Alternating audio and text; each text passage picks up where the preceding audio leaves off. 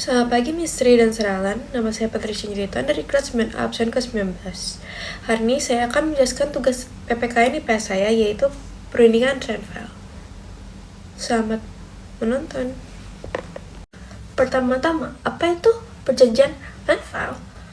Perjanjian Renville adalah perjanjian antara Indonesia dan Belanda yang terjadi pada tanggal 8 Desember 1947 hingga 17 Januari 1948 di atas geladak kapal perang Amerika Serikat sebagai tempat netral, yaitu USS Renville yang berlabuhan di Jakarta pada saat itu. Perundingan ini dimulai pada tanggal 8 Desember 1947 dan ditengahi oleh Komisi Tiga Negara. Komisi Tiga Negara adalah komisi pembentukan PBB untuk menyelesaikan pemerasan Indonesia dan Belanda ini dengan damai.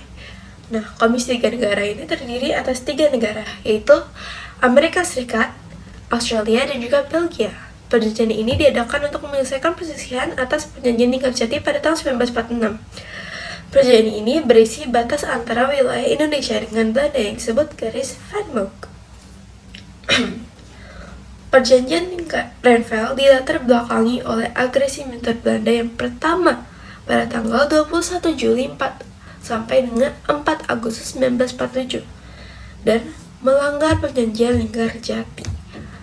Operasi militer ini dilakukan karena Republik Indonesia tidak mengakui hasil dan perundingan Linggarjati. Agresi militer Belanda membuat Dewan Keamanan PBB mengeluarkan resolusi pada tanggal 25 Agustus 1947 untuk menghentikan situasi perang yang sedang berlangsung. Dewan PBB dan Komisi Tiga Negara atau yang kita akrab kenal dengan KTN, kemudian mengusulkan diadakannya perundingan Renville yang dimulai pada tanggal 8 Desember 1947 hingga 17 Januari 1948. Nah, Indonesia diwakili oleh Perdana Menteri kita pada saat itu, yaitu Amir Syafruddin, beberapa delegasi Indonesia seperti Ali Sastroamidjojo, Haji Agus Salim, Dr. J. Leimena, Dr. Kuatik Klein, dan Nasrun. Pihak Belanda diwakili oleh orang Indonesia yang pro-Belanda, yaitu Raden Abdul Qadir Wijoyoatmojo, dan beberapa anggota lain seperti Van Vredenburg, P.J. Coates, dan C.H.R. Sumokil. Komisi Tiga Negara yang diwakili oleh Amerika Serikat, Australia, dan juga Belgia berperan sebagai mediator. Frank P. Graham dari Amerika Serikat di pihak netral, Richard C. Kirby dari Australia mendampingi Indonesia, dan juga Paul van Zeeland dari Belgia sebagai wakil Belanda. Penandatanganan perjanjian Renville berlangsung di atas kapal Renville yang mengangkut kapal USS Renville yang mengangkut tentara Amerika pada saat itu.